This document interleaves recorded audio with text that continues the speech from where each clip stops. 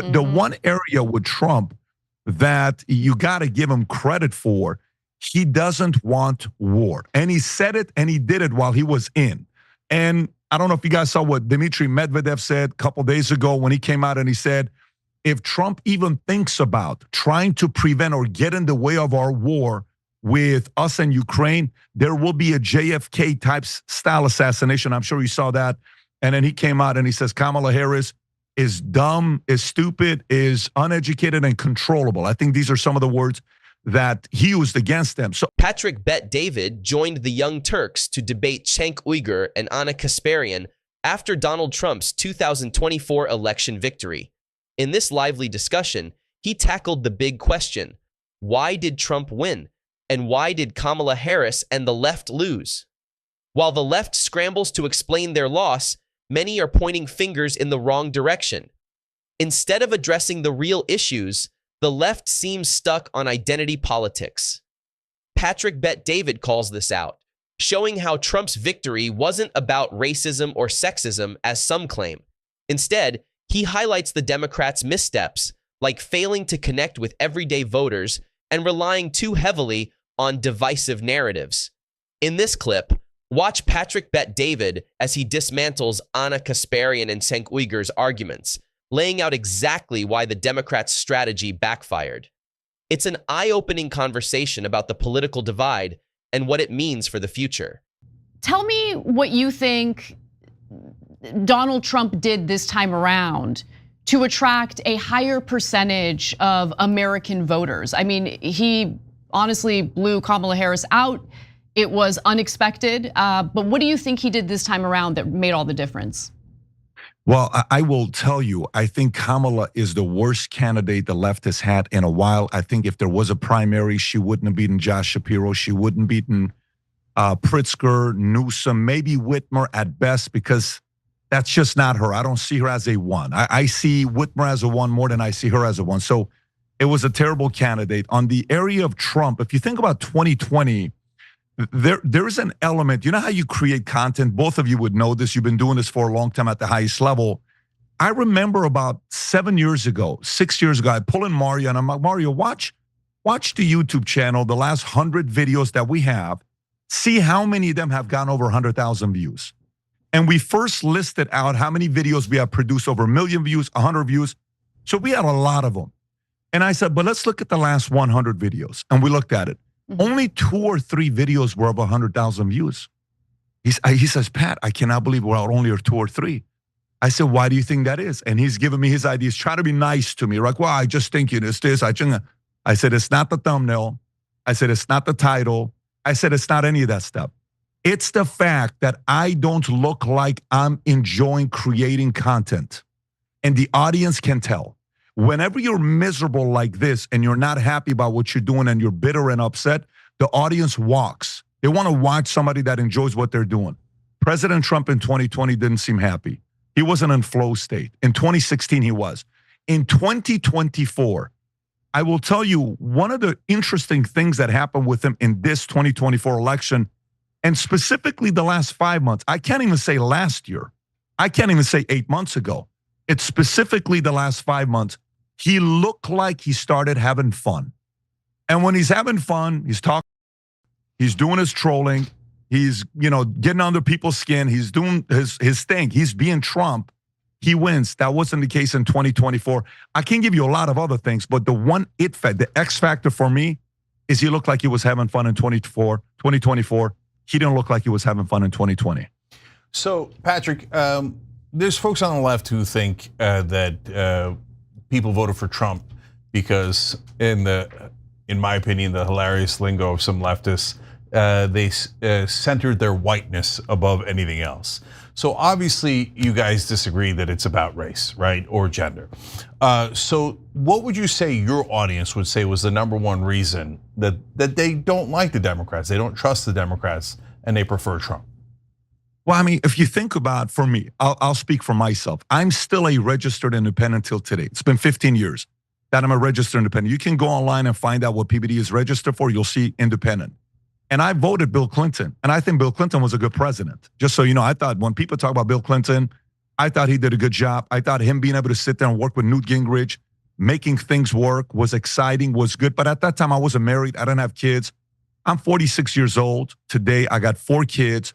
And I got to kind of sit there and think about who's better for my kids. I lived in California 24 years. I ran a business in California for 24 years. I left California because one day some local, assessor, tax assessor comes up and he says, "Hey, we heard your business has grown." I said, "Yes." "Well, you need to pay a local tax assessor tax of $69,000. I said, "What are you talking about?" He said, "Yeah, you need to pay." I said, "For what?" So, "Well, based on our estimation, this is how much you need to pay." Nothing audited, estimation. I go to the 7th floor, which was my accounting firm at the time. I said, "What is this all about?" He says, "Happens 1 out of 20 business owners, but if they come to you, you got to pay for it." I said, "What are you talking about?" $69,000. He says, "Yes." I said, "What counties or cities in LA do I not have to pay a assessor tax?" And I don't remember at that time, I thought he said Victorville, Burbank, Glendale, Santa Monica, a couple of these cities. I said, "I'm going to move to Glendale." So I moved my headquarters to Glendale because I want to be in a place that I can reinvest that money into the business. Eventually, I left California because I didn't think California was a pro-business state. Hence, today, after COVID, 2 states in America lost $1 trillion of assets under management. New York and California. Bad policies push business owners like me, like Musk, like many others out. Now I go to Texas. I live in Texas for 5 years, Dallas, Texas, fell in love with Texas. But I wanted the best of both worlds. I wanted California and I wanted Texas. California and Texas had a baby. It's Florida. I moved to Florida. Being in Florida, I like DeSantis that he protects my kids. Even in Texas one night, when my first 2 kids are fully vaccinated. The 3rd kid, fewer. The 4th kid, we wanted the options on what to do and what not to do. You know, in Texas, there is no religious exemption. In Florida, there is. So for me at this phase of my life, when me and my wife are getting smarter, educated, we're making decisions on clear philosophies on how we want to raise our family, probably one of the main things that Trump appealed to family people like me, it sounded sane. Some of the stuff the left was saying made no sense to me. What are we talking about on what some of the messages that were given? I understand the pro-abortion, the pro-life debate, no problem. I actually understand that argument on how it can be made on both sides. I'm a Christian myself. My position is pretty clear where I'm going to be at, but I can fully understand that being a debate to be talking about. So, they went a little bit too much. By the way, Joe Biden was a moderate Democrat. I know a lot of people on the right are going to be upset with me. How could you say he was a moderate Democrat and all? He was a moderate, but he was forced to act like he was a progressive. But Kamala was a progressive, trying to act like she's a moderate, and she wasn't, and people just didn't believe her. Yeah, I disagree with you a little bit on that last point. I don't think Kamala Harris really has a political identity. I think Kamala Harris will kind of change her political identity depending on what she thinks is beneficial for her in getting elected. That's absolutely true. Anna nailed it. Kamala Harris is the definition of a political chameleon. Take her time as Attorney General in California, for example. She governed as a moderate, often taking positions that would make her current progressive supporters cringe. Fast forward to her presidential run and vice presidency, and suddenly she's pushing for policies like transgender surgeries for inmates, a position so extreme that even many left-leaning voters wouldn't stand behind it. It's clear she's trying to rewrite her past to appeal to a louder, more vocal base. Anna is right. Kamala can't hide her flip-flopping nature. While many politicians can smooth over their changes in stance, Kamala does it so blatantly that it's hard not to notice. She comes off as unconvincing, inconsistent, and out of touch. For instance, the idea of taxpayer-funded transgender surgeries for inmates doesn't resonate with working-class voters, regardless of political affiliation. It's the kind of policy that feels more like pandering than problem-solving. Patrick Bet-David made another excellent point during the discussion. He emphasized that Trump's success wasn't about hammering divisive issues like abortion, it was about sticking to common sense. Trump positioned himself as a practical leader who prioritized issues that matter most to everyday Americans: the economy, safety, and national security. And here's the genius of Trump's approach. He didn't need to do much heavy lifting during Biden and Harris's time in office. The chaotic state of the country under their leadership, rising crime, inflation, and multiple global crises made the contrast obvious. Under their watch, we've seen Russia invade Ukraine, escalating tensions in the Middle East, and China repeatedly testing Taiwan. Compare that to Trump's presidency, where these issues were far more controlled, and it's easy to see why voters are gravitating back to him. What's more, Trump has expanded his reach by focusing on being the common sense candidate. This approach has pulled in influential figures like Joe Rogan, Russell Brand, and Elon Musk, people who were traditionally more aligned with the Democrats but are now questioning the left's extreme rhetoric. When even prominent left-wing voices like Ana Kasparian and Cenk Uygur start criticizing the Democrats' direction, it creates a massive opportunity for Trump. He doesn't need to say much, he just needs to be the reasonable alternative.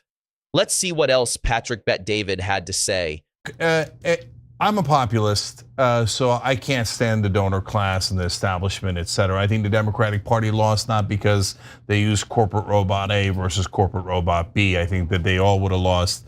I think DeSantis probably would have lost. I think that Trump has a gigantic advantage because he appears to be authentic. He appears to be populist. I've been on your show. You know that I don't think he actually is populist. So that brings us to the question, which is, look, there is a real rift in the Republican Party for the first time in my life. In the old days, it was always, no, Mitch McConnell and Dick Cheney and George Bush are wonderful people, and the donors need everything, and thank God Mitch McConnell got it to them, right? And now I know a lot of people hate Mitch McConnell and they don't like the donor class, they become more populist. But I'm worried about their authenticity. I'm worried that if Trump starts to do all the things that are not at all populist, but the old Republican way of give everything to the corporations, give everything to the donors, that you guys aren't really going to object and that your audience would be mad at you if you objected. And so I'm worried that there will not be any kind of populist, not only an uprising on the right, but even an objection on the right if Trump begins to betray his promises, does more war in the Middle East, et cetera. Yeah. Cenk describes populist in a way that might not match everyone's definition. Political terms like populist or establishment can mean different things to different people. For Cenk, it seems like being a populist means rejecting the influence of big money donors and corporate lobbyists. It's about standing up to the establishment, which often prioritizes special interests over the needs of ordinary people. He makes an interesting point about Trump. Back in 2016, Trump was seen as the ultimate anti-establishment candidate. Now that he's secured his victory in the 2024 election, there's some debate over whether he'll maintain that image or lean back into the traditional establishment framework. But here's the thing. Trump doesn't need donor money to stay in power. His wealth, estimated between $7 and $8 billion, gives him the freedom to make decisions without relying on lobbyists or corporations. He's proven that before, and it's a big part of why he resonates with so many Americans. What's also fascinating is how the Republican Party itself has evolved. It's no longer dominated by figures like Mitch McConnell or the Bush family. Instead, it's becoming more of a populist movement, with voices like Vivek Ramaswamy, J.D. Vance, RFK Jr., and even Elon Musk leaning toward anti-establishment politics. This shift has reshaped the party's identity, making it more appealing to working-class voters and those disillusioned with traditional politics. Cenk is right to wonder about this populist trend. If Trump were to pivot back to old Republican norms, favoring corporations over people, it could hurt his credibility. But given his track record and the direction of the party, that seems unlikely.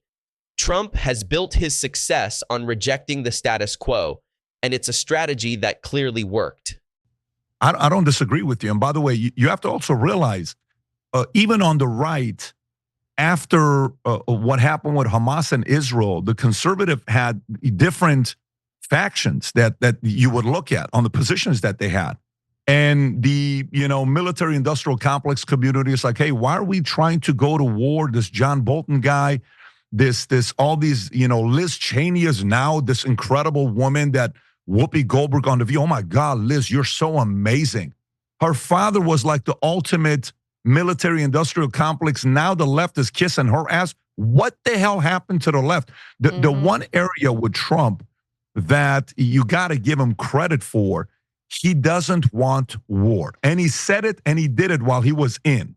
And I don't know if you guys saw what Dmitry Medvedev said a couple days ago when he came out and he said, if Trump even thinks about trying to prevent or get in the way of our war with us and Ukraine, there will be a JFK type style assassination. I'm sure you saw that. And then he came out and he says Kamala Harris is dumb, is stupid, is uneducated and controllable. I think these are some of the words that he used against them. So of course, the position that he had for the first 4 years, doesn't want war. Is he gonna go out and all of a sudden be pro-war? If he does that, Cenk, the base that supported him is gonna be very, very loud and against it. It's just gonna. Absolutely, I agree. Some Trump loyalists will support him no matter what. But let's look at the bigger picture. Trump has recently gained support from major figures like Elon Musk and has aligned himself with RFK Jr., not to mention the buzz from voices like Joe Rogan. These endorsements have pulled in a diverse group of voters, people who care about anti-war policies, economic growth, and health freedom. If Trump fails to follow through on these promises or sidelines figures like RFK Jr., it could lead to serious backlash. While die-hard supporters may stick with Trump through anything, a much larger group backed him for his policies and his vision for America. These voters aren't afraid to hold him accountable. If he doesn't deliver, the consequences could be significant. That being said, I don't think Trump will risk his legacy by going back on his word. This term is different. He's not focused on re-election anymore. With a Republican-controlled House, Senate, and a favorable Supreme Court, he has the tools to implement real, lasting change. Breaking his promises now would tarnish his legacy, and I don't see him letting that happen. What do you think about Patrick Bet-David's appearance on the Young Turks and his analysis of why Trump won? Do you agree with his take on why the left keeps losing? Share your thoughts in the comments below.